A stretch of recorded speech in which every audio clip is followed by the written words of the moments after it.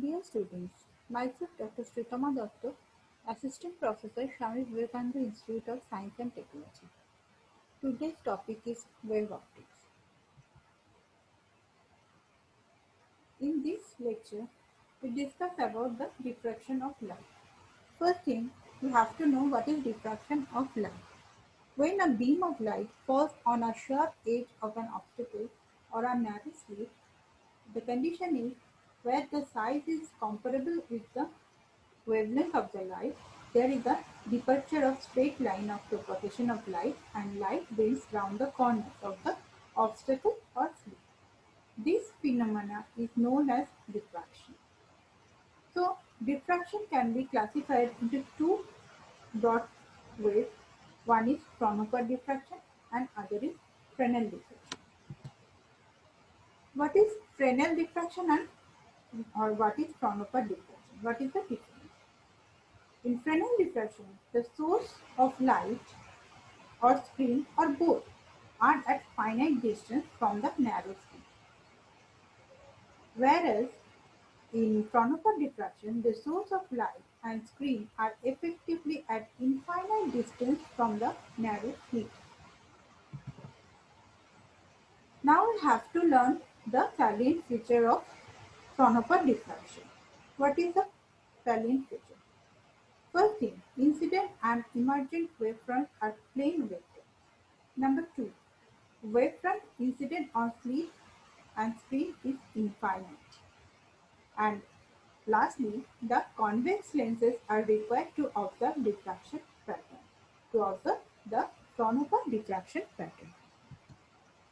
Here we show the single slit Fraunhofer diffraction pattern, diffraction experimental pattern.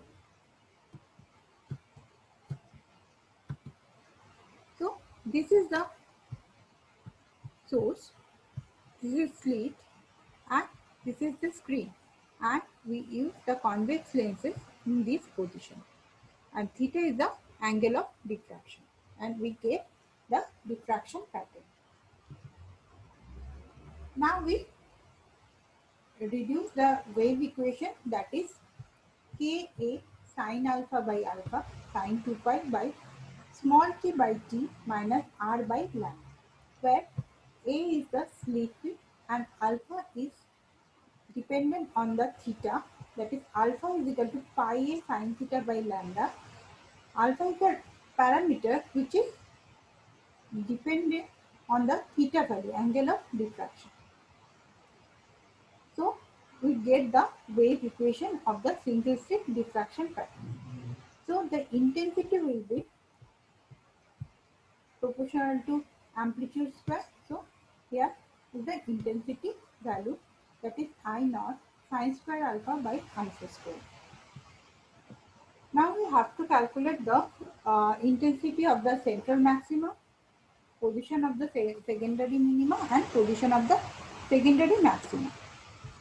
So to know the intensity of the central maxima, if theta is equal to 0, this is the diffraction pattern of the single slit diffraction, single slit diffraction, Fraunhofer diffraction. Here is the central fringe, here is a central fringe, and there is a maxima and minima, secondary maxima and minima. This is the diffraction pattern in the screen. So the central maxima is a intensity is high, that is I naught. I naught, that means I naught means that is k square a square is the I naught. The intensity of the central maxima. The position of the secondary minima is, if sine alpha is equal to 0, from that we derive alpha is equal to n pi. N is a order number, that is 1, 2, 3. So we get the position of the minima at pi, 2 pi, 3 pi and so on. And this is the condition of the secondary minima. For secondary maxima, we get sine alpha is equal to 1, that is maxima, and we get alpha is equal to 2n plus minus 1. Exactly the same way, we get the position of the secondary maxima, and this is the condition of the secondary maxima. Now width of the secondary minima and secondary maxima. First, secondary minima.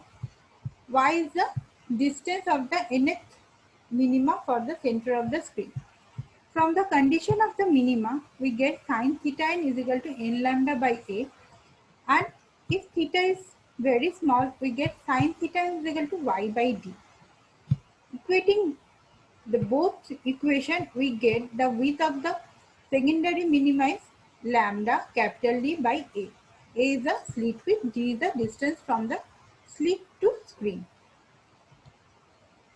In similar way, we have to find out the width of the secondary maxima, and we also find that this is lambda capital D by A. So the width of the secondary maxima and the secondary minima are same. Thank you.